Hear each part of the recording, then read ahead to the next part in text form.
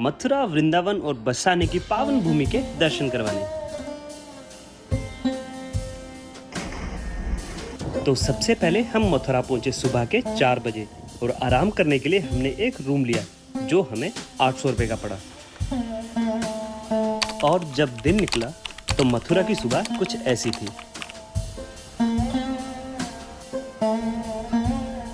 हमने दर्शन करने की शुरुआत की कृष्ण जन्मभूमि से। इस बड़े से द्वार से लगभग 500 मीटर की दूरी पर कृष्ण जन्म स्थान मंदिर परिसर का प्रवेश द्वार दिखाई देगा। दोस्तों, मंदिर परिसर में जाने से पहले आप कुछ मुख्य बातें जान लीजिए।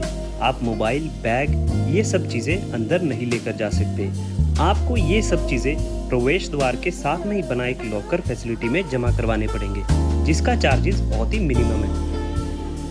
दोस्तों, कहा जाता है द्वापर युग में इसी भूमि पर कृष्ण जी का जन्म हुआ था और यहीं पर पिता वासुदेव और माता देवकी को कंस ने बंदी बनाकर रखा था। मंदिर परिसर के अंदर 3 मुख्य मंदिर हैं। पहला केशवदेव मंदिर जो कृष्ण जी को समर्पित है। दूसरा गर्भगृह जहां माना जाता है कि कृष्ण जी का जन्म द्वापर युग में यहीं हुआ था। तीसरा भागवत भवन जहां मुख्य देवता राधा कृष्ण जी विराजमान है। और मंदिर परिसर में ही एक आर्टिफिशियल गुफा भी बनाई गई है जिसके अंदर विजिट करने के लिए आपको 10 रुपए की टिकट लेनी होगी। यह मंदिर सुबह 6:30 बजे खुल जाता है और फिर 12 बजे बंद कर दिया जाता है। ज्यादातर मंदिर यहाँ पर 12 बजे दोपहर को बंद कर दिए जाते हैं और फिर शाम को 4 बजे खोल दिए जाते हैं। अगर आप यहाँ सुबह जल्दी आते हैं तो आपको यहाँ सुबह की आरती देखने का सौभाग्य प्राप्त होगा। इतिहास में इस मंदिर को काफी बार नष्ट भी किया गया और औरंगजेब द्वारा मस्जिद का निर्माण भी किया गया जो आज भी वहां खड़ी है।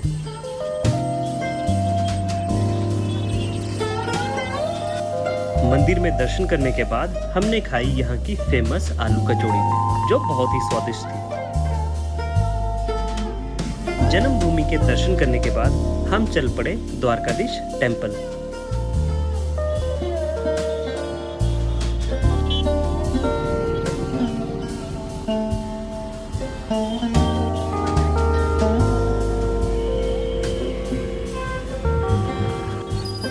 द्वारकाधीश मंदिर जाते हुए हमने मथुरा की गलियों की रौनक को देखा और यहाँ लोगों की फेवरेट मॉर्निंग डिश है आलू कचौड़ी और जलेबी।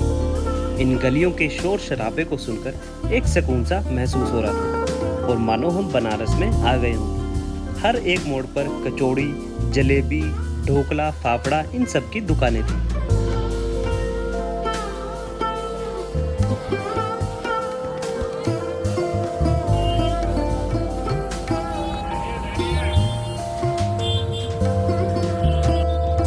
द्वारकाधीश मंदिर श्री कृष्ण जी को समर्पित है। कहा जाता है इस मंदिर का स्ट्रक्चर सेठ गोकुलदास पारेख द्वारा बनाया गया है। इस मंदिर में कृष्ण जी को ब्लैक मार्बल और राधा जी को व्हाइट मार्बल से बनाया गया है। और दोस्तों, यहाँ की टाइमिंग कुछ इस तरीके की है।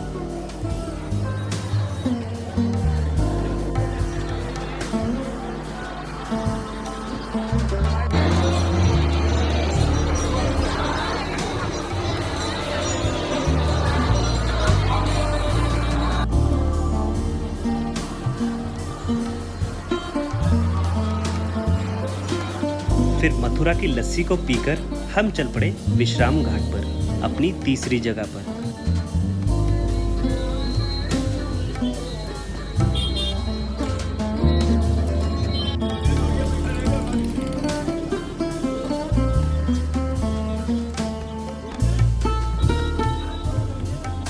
कहा जाता है कंस को मारने के बाद प्रभु कृष्ण जी ने इसी घाट पर विश्राम किया था। यहाँ आपको अनेकों घाट मिल जाएंगे जैसे कि वासुदेव घाट।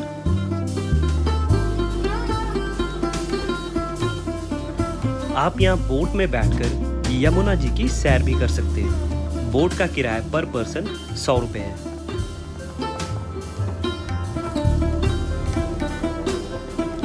ये भैया हमें सारी जानकारी यहाँ की दे रहे थे। इन्होंने ही बताया कि ये है कंस किला जहाँ पुराने काल में कंस रहा करता था।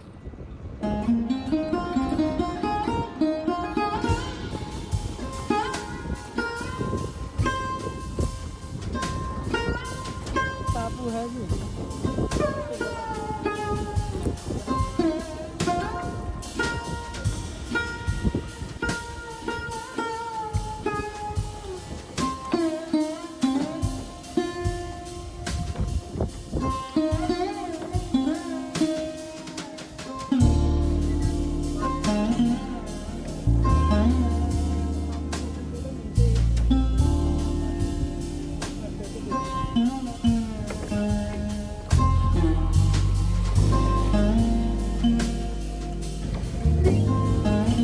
और जो छोटे छोटे दरवाजे के साथ जिसको रानी घाट बोलते हैं, यहाँ पे कंच की रानी मानी आती है।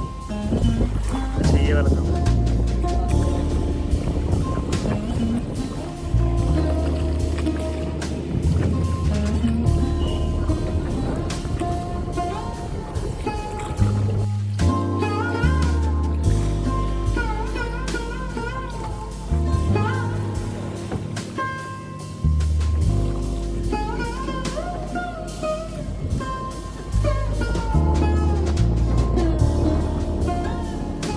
ये मंदिर यमुना तट पर बसा हुआ है और जब यमुना जी का बहाव ज्यादा हो जाता है तो पानी यहाँ तक अंदर भी आ जाता है। मथुरा की गलियों में घूमते घूमते हमें बहुत ही सुंदर दृश्य दिखाई दिया। यहाँ लोग फ्री टाइम में फोन का इस्तेमाल नहीं, शास्त्रों का ज्ञान लेना पसंद करते हैं।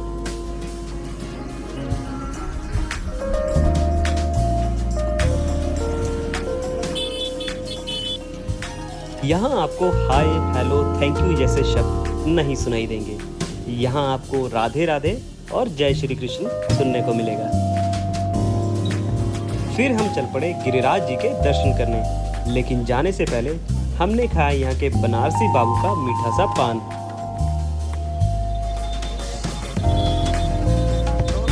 द्वारकाधीश से गोवर्धन तक का सफर आप ऑटो या बस में कर सकते हैं, जिसका किराया 40 से 50 रुपए होगा।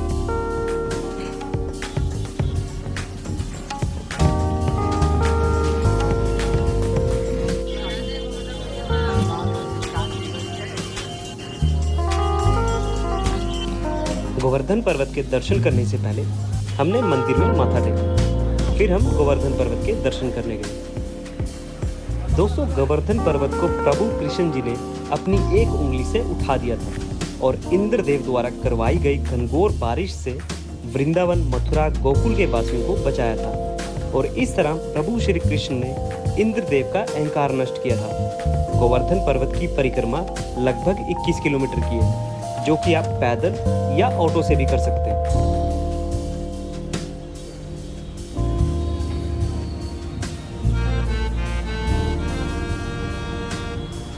गोवर्धन पर्वत से ही थोड़ी दूर स्थित है राधा कुंड और श्याम कुंड।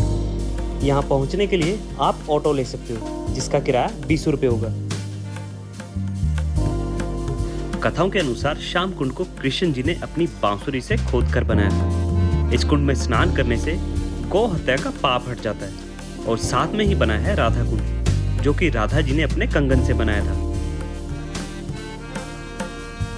राधा कुंड और श्याम कुंड के दर्शन करने के बाद हमने गोवर्धन बस स्टैंड से बरसाने की बस ली, जिसका किराया 40 रुपये है। बरसाना बस स्टैंड पहुंचते ही आप मेन मंदिर के लिए ऑटो ले सकते हो, जिसका किराया 10 से 20 रुपये चार्ज किया जाता है। और अब हम पहुंचे बरसाना और यहाँ पहुंचकर हम बहुत इमोशनल हो गए थे, क्योंकि माना जाता है वृंदावन आए हुए लोगों में से यहाँ सिर्फ 10% लोग ही आ पाते हैं, या यूँ कहूँ जिन पर राधा जी की कृपा होती है वही लोग यहाँ आ पाते हैं। जब हम पहुँचे तब मंदिर बंद था। मंदिर 4:30 बजे खुलना था। मंदिर खुलने तक लोग यहाँ भजन कीर्तन में मगन रहते हैं, लेकिन हमने मंदिर की परिक्रमा करने का निश्चय लिया, जो 3 से 4 किलोमीटर तक की है।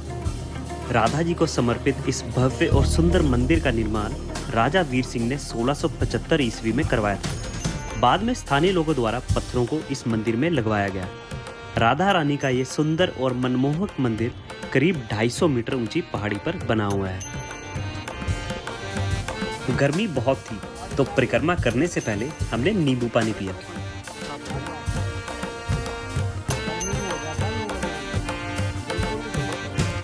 तो हमने बरसाने की सुंदर गलियों से होते हुए परिक्रमा शुरू की। परिक्रमा करते हुए आपको यहाँ बहुत आनंद आएगा।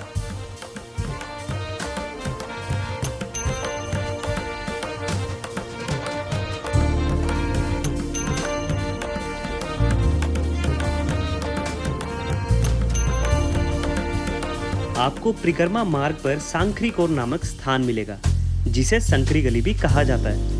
यह पतली गली से एक बार में एक ही व्यक्ति जा पाता है। जब गोपियां दूध, दही, माखन लेकर मथुरा इसी गली से जाती थी, तो कृष्ण जी उनको रोका करते थे और दूध, दही, माखन मांगा करते थे और ना देने पर मटकी भी फोड़ दिया करते थे। यहाँ आपको कृष्ण जी के हाथ के निशान भी दिख जाएंगे।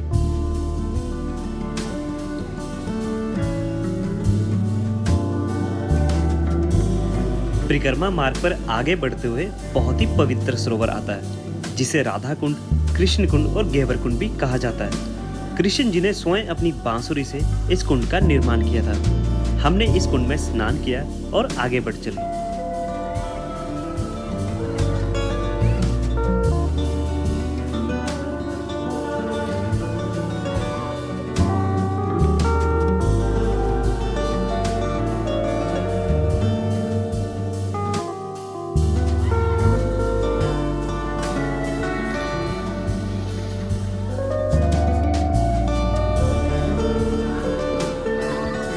और आखिरकार हमने परिक्रमा कंप्लीट की। मंदिर खुलने में अभी आधा घंटा बचा हुआ था। दोस्तों, यहाँ राधा अष्टमी का त्योहार बड़ी ही धूमधाम से मनाया जाता है। राधा अष्टमी का पर्व जन्माष्टमी के 15 दिन बाद मनाया जाता है। तो मंदिर के द्वार खुलते ही हम चल पड़े हमारी सबकी प्यारी राधा रानी जी के दर्शन करने।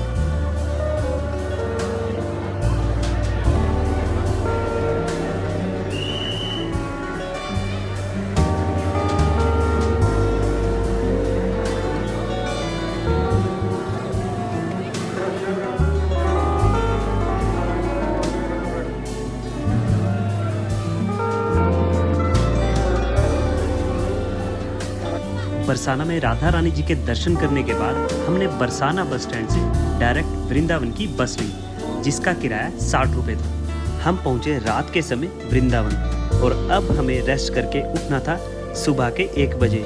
जी हाँ दोस्तों, सुबह के 1 बजे, क्योंकि हमें जाना था प्रेमानंद जी के दर्शन करने।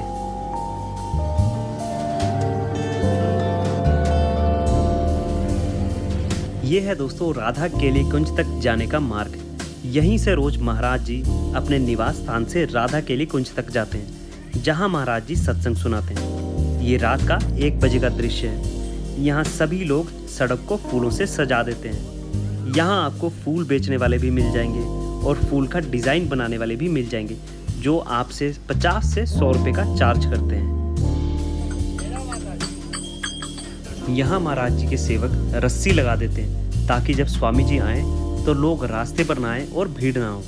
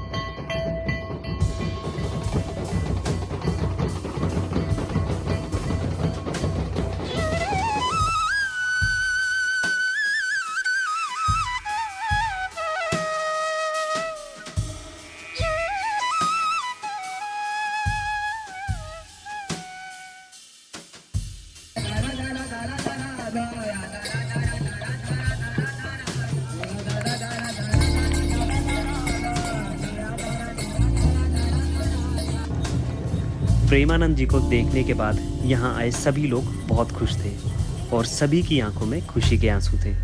महाराज जी का तेजस्वी चेहरा देखकर ऐसा लग रहा था जैसे हमने साक्षात भगवान को देख लिया हो। सुबह होते ही हम चल पड़े बांके बिहारी जी के दर्शन करने। हमारे होटल से बांके बिहारी जी तक का सफर 3 से 4 किलोमीटर तक का था। हमने ऑटो ना लेते हुए पैदल चलने का फैसला किया, क्योंकि हमें वृंदावन की आसपास की चीज़ों को देखते हुए जाना था। आप चाहो तो ऑटो ले सकते हो, जिसका किराया 20 रुपये होता है।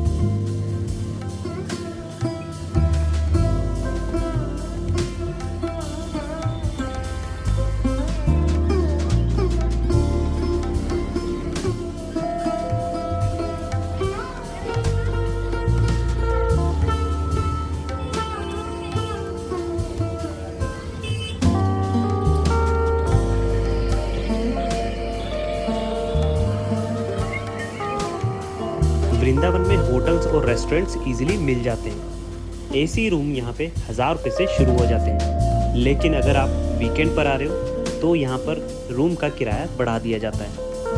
तो बेटर ऑप्शन है आप ऑनलाइन बुकिंग करवा कर आएं।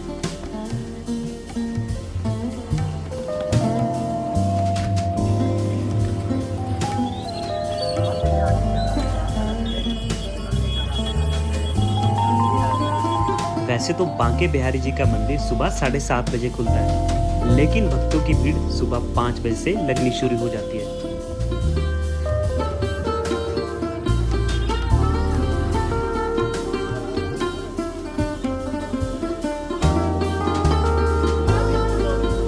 दोस्तों, ये छोटी सी बात ध्यान रखना, आप अपने जूते चप्पल बांके बिहारी जी के मंदिर के पास वाली दुकानों पर मत उतारें, क्योंकि दर्शन करने के बाद भीड़ होने के कारण आप यहाँ पहुँच ही नहीं पाओगे, तो ध्यान रखना। तो बिहारी जी को भोग लगाने के लिए हमने पेड़े लिए।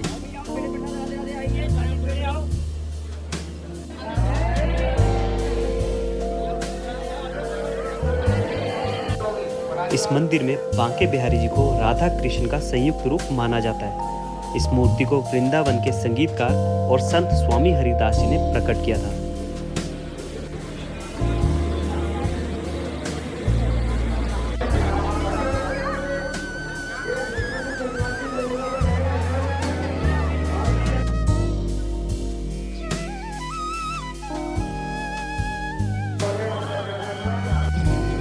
बांके बिहारी जी के दर्शन के बाद हम चल पड़े इस्कॉन की तरफ, जो कि प्रेम मंदिर के साथ में ही है। यह मंदिर कृष्ण जी और बलराम जी को समर्पित किया गया है। हमने यहाँ 1.5 से 2 घंटे बिताए और बहुत ही आनंदमय रहे।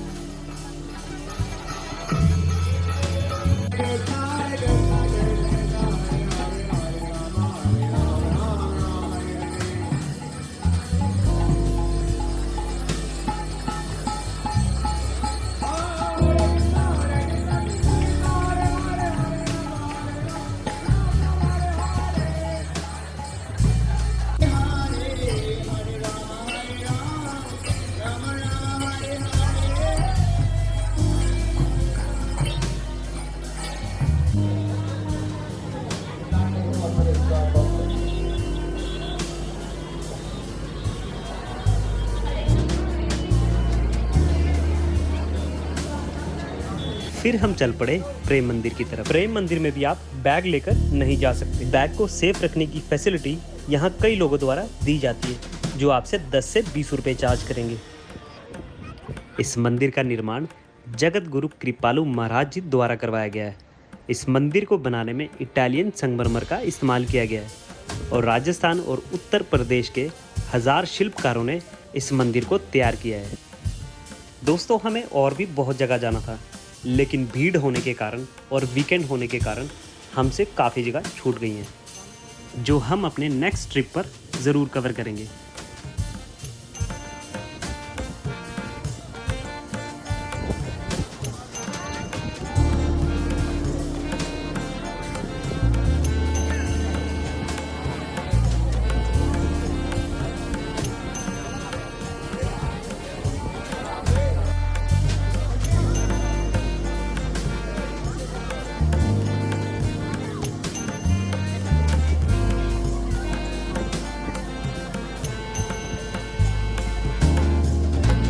दोस्तों, जैसे ही आप वृंदावन एंटर करोगे, सबसे पहले आपको माँ वैष्णो देवी का मंदिर दिखाई देगा। आप यहाँ जाकर माँ के दर्शन भी कर सकते हो।